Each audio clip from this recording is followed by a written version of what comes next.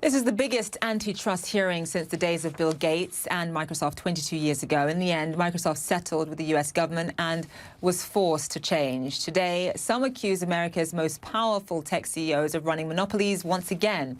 Let's start with Amazon. This is Jeff Bezos' first time in a hearing like this.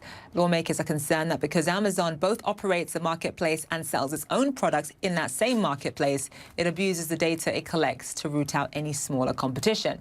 Apple is the most valuable company in the world, but it's new to this level of antitrust scrutiny in the US. The issue here is the App Store, where Apple takes a 30% cut from sales. Some say that that's simply too high, and Apple is abusing its position because it doesn't let other app stores compete. Google runs the world's most dominant search engine and sells the most online ads. Critics allege that its search results favor its own services like YouTube and Maps.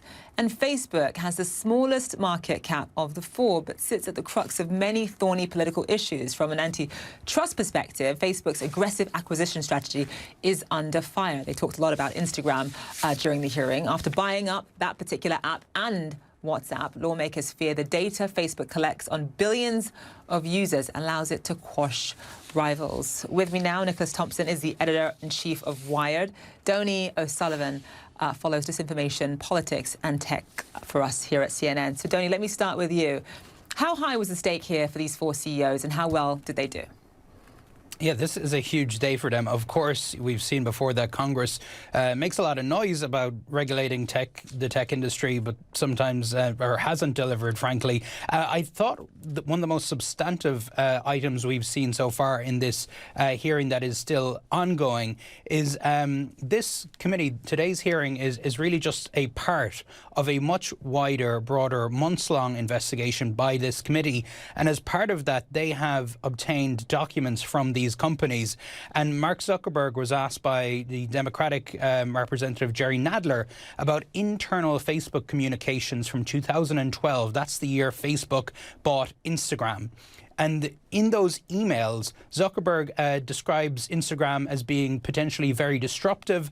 And in another email, another Facebook employee mentions neutralizing a potential competitor. So Nadler's question to Zuckerberg was to say, you know, isn't this just an example of Facebook, rather than competing fairly with a possible threat, a possible competitor, that they just swallowed them up and that they just acquired them? Zuckerberg, of course, pointed out that the FTC at the time raised no objections to that acquisition. So I think we're going to see more of these internal communications, not just from Facebook, but from other companies come out in the hours ahead, which should be quite enlightening.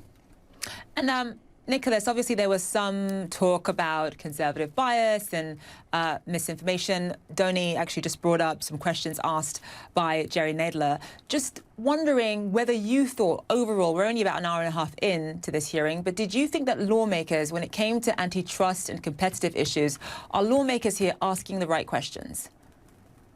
No, they're not. I was pretty disappointed. I thought because this is a specific subcommittee, it's the antitrust subcommittee, they're writing a report on antitrust.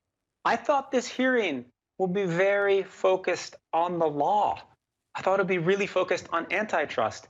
And instead, we've had diversions into hydroxychloroquine. We've had diversions into political bias. We've had a lot of talk about China, disagreements with China.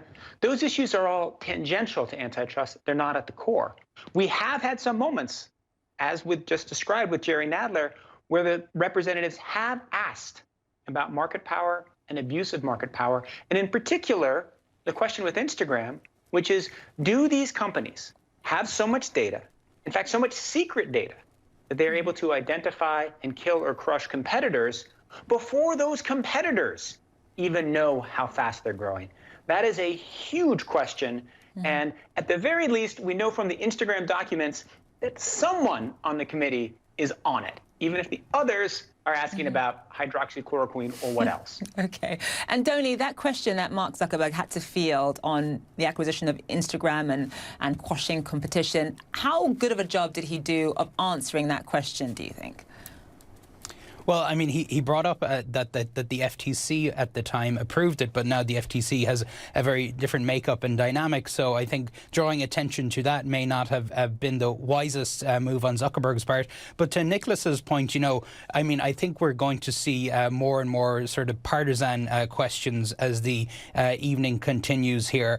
We're likely to hear from Republicans talking about perceived or alleged anti-conservative bias, and we're probably going to hear from Democrats asking Zuckerberg why, he doesn't do more about Trump, how Trump uses his platform. Zuckerberg did come out fighting, though. I thought in his opening statement, he name-checked several of his competitors, including YouTube, Apple, and TikTok, saying, that in certain areas, they have a bigger market share than Facebook has. And one other interesting point I thought in Zuckerberg's written testimony was that he highlighted that Facebook was proudly an American company, which is worth remembering, when writing that in the context now of when we think about the Chinese-owned app TikTok and the US government and the Trump administration potentially considering banning that and Facebook launching a TikTok competitor.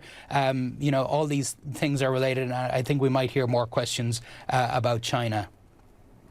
And Nicholas, are these companies, just in your opinion, heavily guilty of abusing their online dominance? And what do you expect? What sort of concrete changes do you hope or do you anticipate to come out of this hearing? Are they heavily guilty? I would say they're pretty guilty, more than moderately guilty, but maybe less than heavily guilty. And it differs for each of them. I do think Google is quite guilty of rejiggering its search results to favor its products. I think Amazon is very guilty, maybe even heavily guilty, of identifying data from its marketplace and allowing itself to create competitive products. I think Apple is very guilty of using its market power in the App Store for predatory pricing. I think Facebook is reasonably guilty of acquiring companies for the sole purpose of crushing them, though actually their antitrust violations at the moment are relatively minor. So there's a different spectrum of guiltiness. Okay, different shades of guilt. Pretty guilty, yeah. 50 shades of guilt, all right.